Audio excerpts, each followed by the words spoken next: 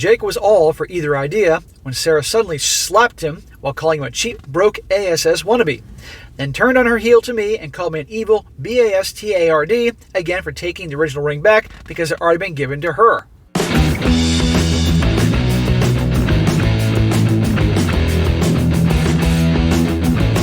Welcome back to They Did What? Your source for the internet's craziest, most entertaining stories, where I go over them, analyze them, and most certainly make fun of them. Today, I'm going to be doing part 2 to the story I did earlier about the dad that took back the ring that his son stole for his crazy girlfriend. Quick recap on that, guys. That was when the guy, he told about how his wife had died, left her ring to the daughter, as well as other jewelry and all that, and the son got some money and used it and all that. And the son has this crazy girlfriend that he decided he wanted to propose to. Gold-digging girlfriend.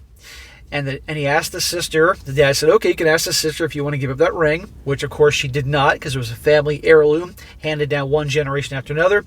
Son freaked out, and the son went and stole the ring and used it to propose to the girl. Dad found out, said, you better bring that back, I'm calling the cops, blah, blah, blah. Son eventually brought it back, but was having a meltdown, crying and carrying on, brought the girl with him, and now this whole drama fest is going on, and now he and the son aren't talking. And he wondered, did he do the right thing? Where I said, of course he did the right thing. And everybody else said he did the right thing. And the son is a spoiled, entitled a-hole, as you all remember. But we're just getting started, guys, because this saga doesn't stop there at all. More with the son, his crazy girl, all that. And again, I made the point that the father should not be reaching out to him. Let that kid come to him with hat in hand, apologizing for his behavior and growing up a lot. But sadly, the generation we have nowadays, not all, but a lot, are this way. So, it continues. He says, well, my son's girlfriend, Sarah, has officially broken up with him. He's devastated and blaming me. Maybe he ought to blame himself for his actions, or maybe he should count his blessings because she's a wacko, as you're all going to see. Some previously pointed out that I gave him too much credit saying he was a good kid. He used to be, but the person he is now, I just do not recognize. Whether he was always like this deep down, or he just felt for the wrong girl and let her change him for the worse is a mystery to me, but it doesn't justify what he did. After I forced him and Sarah to return the stolen ring, she apparently spent days crying in bed, then told Jake that she didn't want a different ring, no matter how much he told her he'd get her another one. Oh, what a great girl. This goes to show you how in love with him she was. No, she was in love with what he can provide for her, resources, all that. Dad did him a favor. She wanted my deceased wife's ring, and she couldn't imagine possibly having a different one for their engagement now that it had already been on her finger, even though it was only for a few hours and stolen. The last time I met someone who cried that much about being made to return stolen property, they were 4 years old. I heard more than one person say that they thought Sarah was a big baby about it. The situation was no secret because Jake spilled the beans looking for support to the whole family and his and Sarah's friends. As previous readers know, that backfired badly for them. Well, after Jake's failed gambit for support, all the local drama lovers lashed onto the situation like barnacles to a boat. And they kept messaging me more and more information, even though I wasn't asking. So I was being kept in the loop, even though Jake and Sarah weren't talking to me. You can see how these two were attracted to each other because this one spoiled a-hole attracted to another. Well, at least she broke up with him, but this ain't over. My son had the pictures I sent him so he could try and replicate the ring and took them to a jeweler. The jeweler said he can make a similar ring based on the pictures, but he wanted to closely examine the original and take proper measurements to make an evaluation of the stones and metal in order to see what it would take to make it as close of a copy as possible. Jake waited a while before swallowing his pride to call me again. His girlfriend was finally at least entertaining the idea of making a copy, but she wanted to be the exact copy down to the smallest detail. I would not let that motherfucker have that ring, no chance in hell. No way. After all that, they called me a couple of days after I made my original post and asked me to bring the ring to a jeweler to get a proper quote on the cost of making a duplicate. I agreed to take an extended lunch break and meet them at a local jeweler. Smack. You're only enabling their bad behavior with this. I got the ring from a safe deposit box and guarded it closely. I could see Sarah's eyes light up with greed the moment she saw it again. What is she, Gollum from Lord of the Rings? Her precious? She reached her hand out and asked to wear it just one more time, and then pouted like a child when I told her no. This is when you say to your son, no, you're not going to propose to this freaking child here. What's wrong with you? Smack him upside the head. For all I knew, she'd take off running the second she had it. The jeweler looked at the ring very closely for a little while and said it was worth more than we thought, and to copy it would cost a lot. The ring was decades old and expertly crafted by my wife's grandfather sometime in the 1940s. The jeweler sang his praises even. The diamond and sapphires were decently large for an engagement ring, and the ring itself didn't use a slim gold band, but a pretty thick and heavy one made of what was estimated to be 18-karat gold. But there was more. The stones themselves were set in platinum, and the ring had many ornate floral carvings on it. The stones alone needed to make an identical ring was more than Jake's current budget, and not including antique value, making a copy of the ring like that with a variety of materials would cost a lot in time and labor because every part would have to be handcrafted. It was 5 times what Jake had saved. This moron is going to spend all this on this girl, this wacko freaking girl. You know, this guy obviously doesn't want this girl in his family, but you know what? In a way, his a-hole son deserves what is coming to him. Because again, he's 23. Legally an adult for 5 years, even though he has the emotional maturity of a freaking 6-year-old. I just have no tolerance for assholes.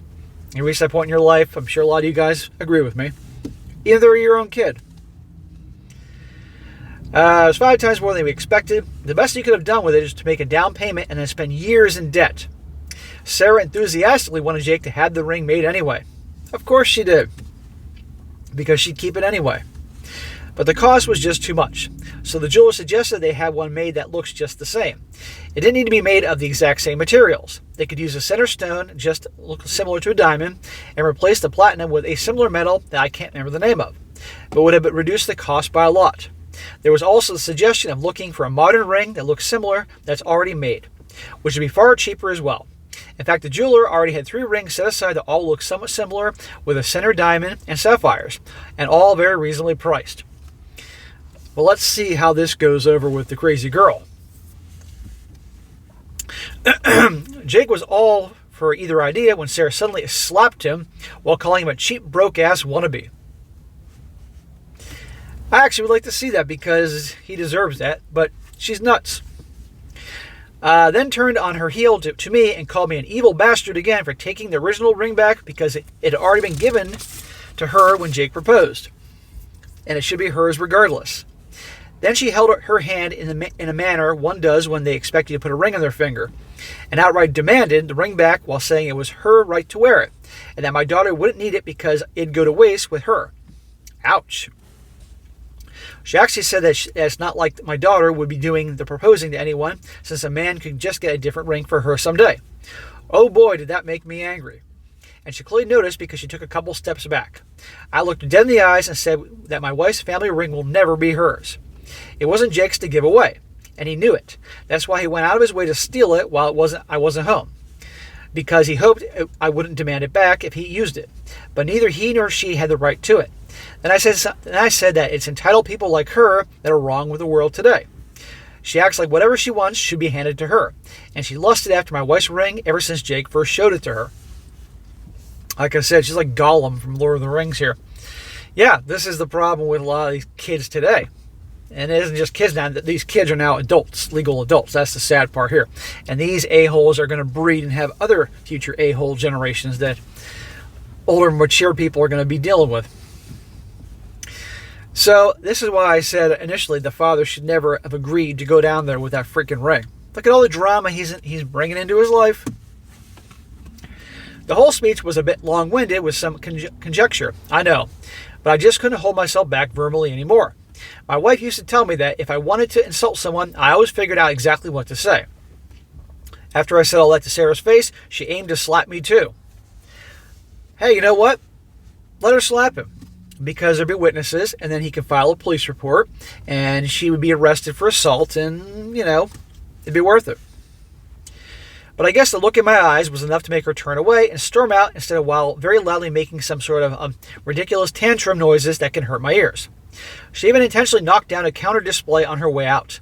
Jake was glaring at me with absolute rage, but didn't say anything until I asked him why he was with this awful woman. Again, he said he loved her and followed after her. To his credit, she is beautiful, but it's really just skin deep. Hot crazy scale.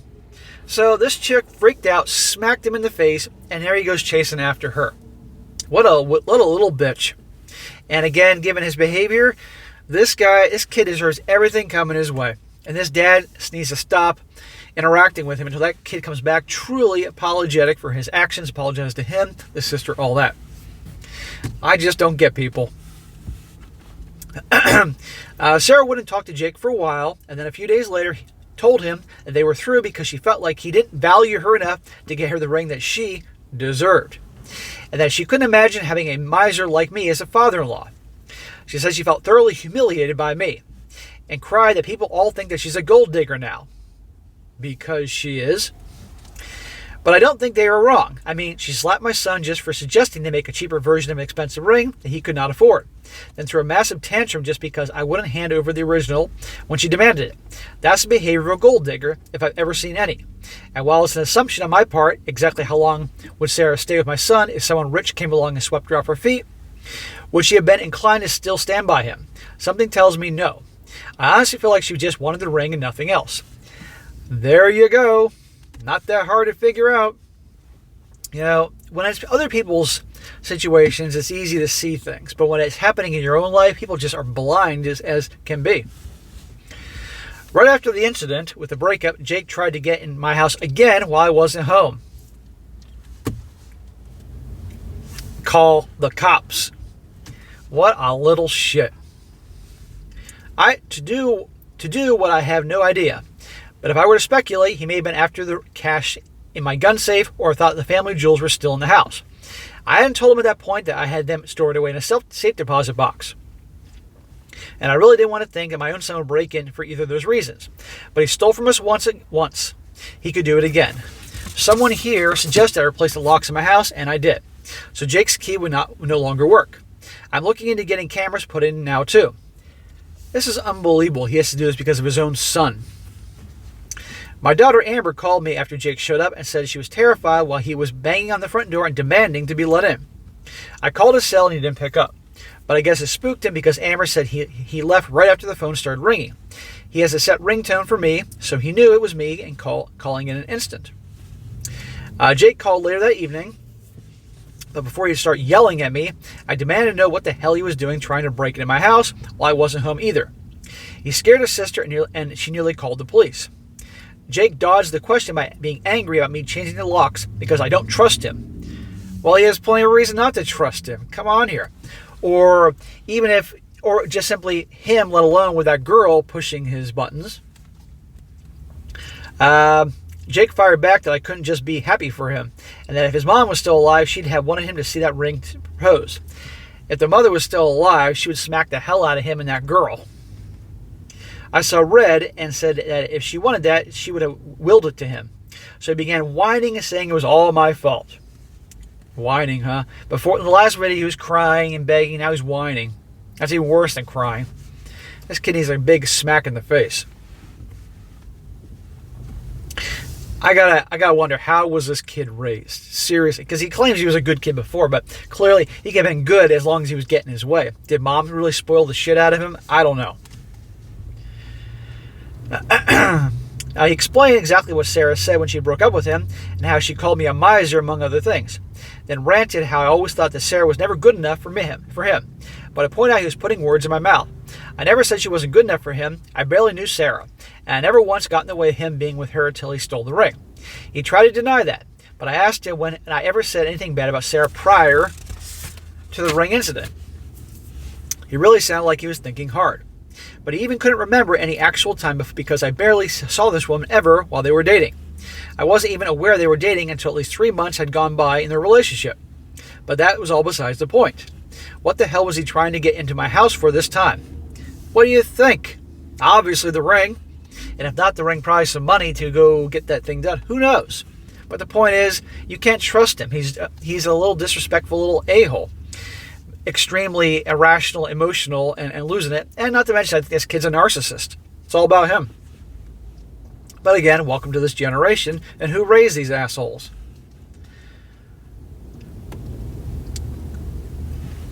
But all that was besides the point. What the hell was he trying to get into my house for this time?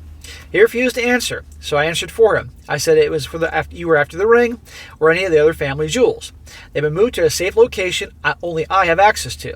And if he was trying to break into my safe for an emergency cash fund, there's no way he'd get it open. Or if he was there to do any sort of harm to my sister, I'd kick his ass myself. There you go. Now's the time for an ass whooping. I may have hit the nail on the head with at least one of those things, because Jake had just had a long silent pause on the line. Then he told me he made up his mind to put in for a transfer of his job and to sell his condo. He's going to sell his condo so he can probably get a ring for that girl, that wacko, who upon getting that ring will then ditch him and say it's a gift. But you know what? Honestly, if that would happen, if he sold his condo, used the money to get that replica ring, and then she ditched him, he'd deserve it. I think that's what it would take for him to wake up. And honestly, if that's what happened, I'd laugh my ass off. He wants to move as far away as possible and never speak to me again. His last words to me were, "Have a nice life with my favorite child." I don't understand how my son has so completely changed on this level in just 1 year. I never actually called Sarah a manipulative gold digger until recently. I said she had my son wrapped around her finger and she loves jewelry. Though I guess that's not all any different in the long run. But the truth is, she is a manipulative gold digger. Especially after the drama act that she tried to put on and keep the ring that was never hers. I mean, she spent days in bed crying over a ring that she knew was stolen. And then had a huge tantrum at not being able to get back or copy it. And now because of her, my son had chosen to wash his hands of me and his sister altogether. I am devastated, but at the same time furious that my son would do such things to appease this witch of a woman they had only been dating for just 8 months. Right, 8 months. That's nothing. Even at 23, that's nothing. That's not enough time dating before proposing. I dated my wife for over 2 years before popping the question. I shudder to think what things would have been like if that witch had married my son. Well, you know what? Given how he's acting, I think he deserves it. Now, sadly, a lot of guys can be susceptible to beautiful women.